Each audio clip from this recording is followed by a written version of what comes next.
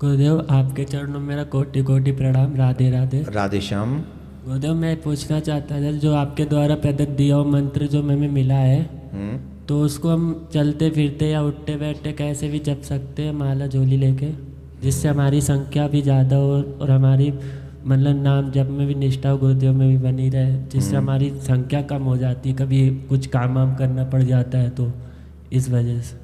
अच्छा, चलते फिरते घूमते फिरते, चलते फिरते और बैठ के भी गुरुदेव जब बैठ कर भी, तो चलते फिरते तो जूते भी होते नहीं, तो गुरुदेव मैं जूते उतार के जपता हूँ। जब कभी कहाँ चलते हो जूते उतार के? जॉब करता हूँ गुरुदेव चांदनी चौक में, हमारा शॉप का ही काम है, तो वहाँ पे भी थोड़ा बहुत मतलब काम ज़्यादा होता है, तो इस वजह से हम पूरी माला नहीं हो पाती है।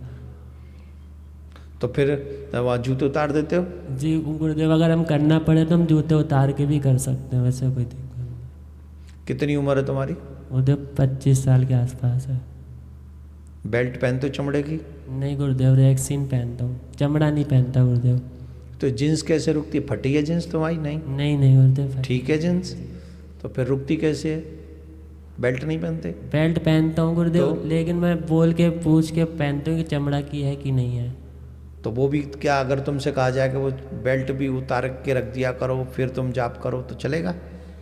वो भी कोशिश गुरुदेव करेंगे अगर आप नहीं, देखो क्या है कि बेल्ट तो अगर उसमें वो कह दिया फिर भी अशुद्धि रही तो मेरे ठाकुर जी के मंत्र का। गुरुदेव मैं और कुछ पहन लूँगा, उससे कोई दिक्कत नहीं, बेल्ट भी उतार लूँगा। देखिए, आप जहाँ भी हैं जैसे भी हैं, नाम की सबसे श्रेष्ठ गति यह है कि आप सो भी रहे हैं तो आपका नाम उच्चारण हो रहा है। और ये जो जाप हम लोग करते हैं ना, ये प्रैक्टिस के लिए करते हैं कि हमारे जिह्वा को इतनी आदत हो जाए, इतनी आदत हो जाए, इतनी आदत हो जाए कि सुख हो या दुख हो या सो रहे हो या जग रहे हो, जिस कंडीशन में भी हो, हम ना भी चाहें तो भी हमारी जिह्वा से नाम निकलता रहे। उसके लिए प्रैक्टिस की जाती है, बैठ के माला, थोड़ा आसन, थोड़ा नियमावली, जिससे हम धीरे धीरे, क्योंकि पहले ही दिन से तो हम शुद्ध नहीं हो सकते ना। एक दिन तो हमें मंत्र इतना शुद्ध कर देता है कि दर्शन से कोई जिसने 2-3 करोड़ नाम जाप कर रखे हों, उसका दर्शन ही हो जाए तो पाप कट जाते दर्शनार्थियों के। औरों की तो बात छोड़ो, जाप करने वालों का क्या होगा वो तो छोड़ ही दो। तो ऐसा तुम कर सकते हो, ठीक है, लेकिन थोड़ा ध्यान रखें कि जूते चप्पल ये सब ना हो। गुरुदेव एक प्रश्न और है, मेरी फैमिली नहीं है, ना माँ है ना बाप है, ना मेरा कोई बैग में जैसे कोई रिश्तेदार भी नहीं है, तो मैं लोग जॉब करता हूँ चांदनी चौक में, तो खाना वाना जैसे बना पाता नहीं गुरुदेव। तो जैसे कभी कभार किसी और के यहाँ से कोई खिला देता है मुझे, कहीं कोई और खिला देता है, तो उनके यहाँ भी प्याज लहसुन वगैरह यूज होता है गुरुदेव। तो मैं ये पूछना चाह रहा था, क्या गुरुदेव मैं वो खा सकता हूँ कि नहीं खा सकता? सबसे पहली बात तो सबके यहाँ खाना क्या खाना चाहिए कि नहीं खाना चाहिए, पहली बात तो ये बता दो। अगर तुम सबका खा रहे हो तो सबका ऋण है, अगले जन्म में चुकाने आना पड़ेगा। नहीं गुरुदेव, वो एक्चुअली क्या, जिनके हम रहते हैं वो हमारी जो हमारी बुआ एक दूर की रिश्तेदारी में ही लगती हैं, वही बनाती हैं, तो कभी कभार खिला देती हैं। और कभी कभार जैसे कि मैं अकेला हूँ तो मैं जॉब कम से कम 12-13 घंटे मुझे बाहर ही रहना पड़ता है, तो इस वजह से मैं घर में खाना नहीं बना पाता। तो बेटा तुम सब ऐसी परिस्थिति ने ले ले कि मेज और आ रहे हो, और मैं क्या कहूँ कि तुम लहसुन प्याज खा लो। अगर आप गुरुदेव आज बोल देंगे मैं बिल्कुल ही नहीं खाऊंगा, चाहे कुछ भी हो जाए गुरुदेव।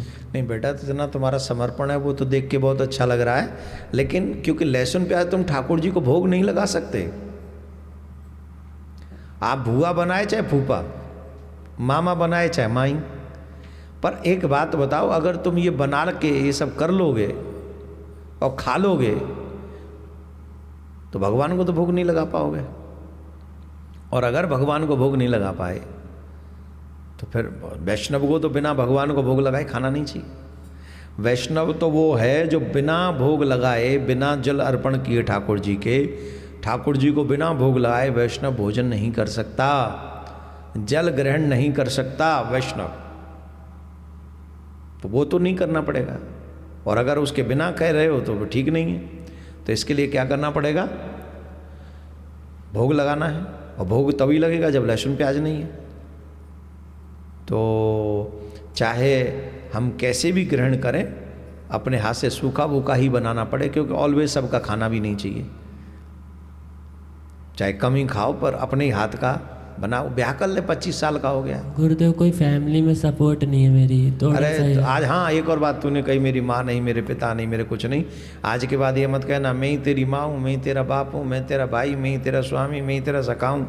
स्वामी तो नहीं हूँ पर सखा तो हो ही तेरा, और गुरु तो हो ही तेरा। तो आज के बाद कभी मत कहना कि तेरा कोई नहीं है। गुरुदेव माँ है, माँ तो मेरी बचपन में मतलब कि मेरे सामने मरी नहीं है। वो मेरे पिताजी तो थे, थोड़ा ड्रिंक व्रिंक करते थे ज़्यादा, तो मेरी माँ को खूब मारते पीटते थे बचपन में ही। तो मेरे सामने मेरे माँ के ऊपर खोली खोली चाय गिर देते थे, तो बेल्टों से मारते थे। तो मेरे पिता की तरफ थोड़ा सी घृणा भाव हो गई थी। तो अभी मेरे पिता 2-3 साल पहले एक्सपायर हो गए, ड्रिंक करते करते एक्सपायर हुए हैं। तो उनका मैंने जो क्रियाकर्म था मैंने किया गुरुदेव। और मतलब कि मेरे पास कोई ऐसा सपोर्ट भी नहीं, मैंने धन दौलत से लेके जो हमारे पिताजी मेरे लिए छोड़ के गए हैं, तो सब पैसे कहाँ के हो तुम? दिल्ली में जॉब करता हूँ। वैसे तो गुरुदेव कानपुर से ही रहने वाला हूँ। चलो कोई नहीं, कोई टेंशन नहीं लो, भगवान से प्रार्थना करते हैं तुम्हारा जल्दी विवाह हो जाए, और जितना जल्दी हो सके विवाह कर लो। सजातीय कन्या से विवाह करो, और विवाह करके उसको भी साथ में रखो, सब पाल लेंगे ठाकुर जी, सब बढ़िया कर देंगे। ठीक है गुरुदेव मैं माँ के बारे में जानना चाहता हूँ, मुझे पता नहीं कि चिंता है कि वो मरी, तो उनके लिए मैं क्या कर सकता हूँ? तुम्हारे पिताजी को क्या नाम हो? पिताजी का नाम करण सिंह था। तुम्हारी माता जी को नाम का हो? स्नेहलता।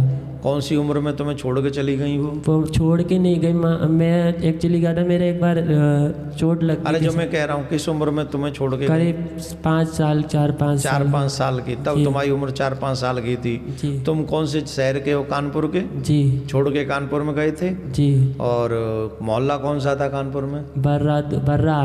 बर्राहाट। तो ये सारा एड्रेस इसने बता दिया है, और अगर इसकी माँ कहीं सुन रही हो तो प्लीज़ इस बच्चे से कांटेक्ट करो, क्योंकि इसको पता भी नहीं है कि आप हो कि नहीं। अगर नहीं हो, वो पागल जैसी हो गई थी, थोड़ा इतना आइडिया, क्योंकि मेरे चोट लगने बाद उनका दिमागी संतुलन थोड़ा बिगड़ गया था। तो हम भगवान से प्रार्थना करते हैं तुम्हारी सुविधा हो जाए, पर तुम अपना शादी पे फोकस करो पहले, ठीक है? शादी जल्दी कर लो जिससे तुम्हारा कल्याण हो जाए। दे दो माई। राधे श्याम।